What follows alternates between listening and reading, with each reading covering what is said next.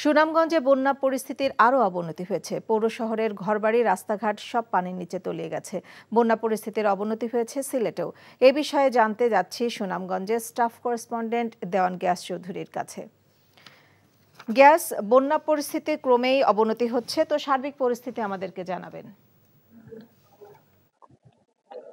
নাজনীন, আমরা গত কয়েকদিন ধরেই বলার চেষ্টা করছিলাম সুনামগঞ্জে পানি বাড়ছে, বন্যা পরিস্থিতি দেখা দিবে।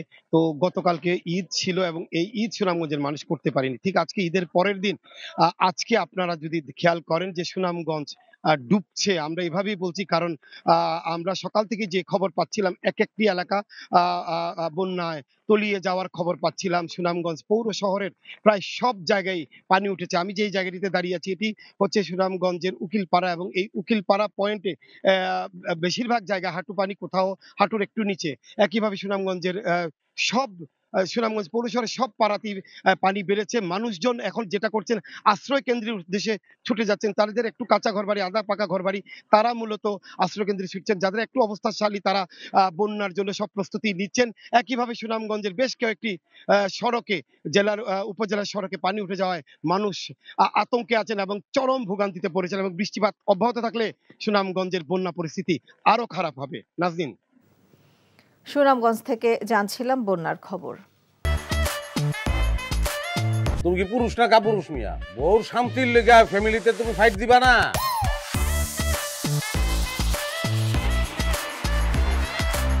ওই আমাকে যা খুশি আমরা তাই করি। তোর কি যাবি না পলসু বান্ধব তোরে? আপনি আমার মরা মা লয়ে কথা কইলেন কেন? আর একটা কথা আমার মারে লয়ে কইবেন আমি কিন্তু সহ্য করব না। খারাপ রে ভালো কবি বলবি। ওই তুই যে সুন্দর বাইরের মানুষ জানলো কেমনে? বিয়া করছিস কি বাইরের মানুষ ছেড়ে দেওয়ার লিগা?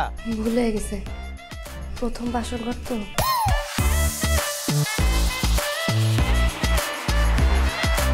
আমার বই আইছে, বইনের জামাই আছে, এগুলিতে দিছো, এগুলি রামছো একটাও তুমি? বিস্কুট রামছো তুমি? যা বাচ্চারাও যাও। দেখছো সমস্যা? হ্যাঁ, আমি কই যাইতেছি এটা দিয়ে আপনি কি করবেন?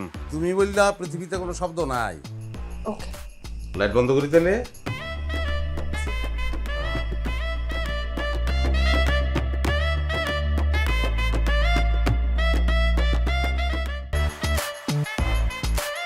এখন জন্ম সনদ দিয়ে খোলো বিকাশ স্টুডেন্ট অ্যাকাউন্ট।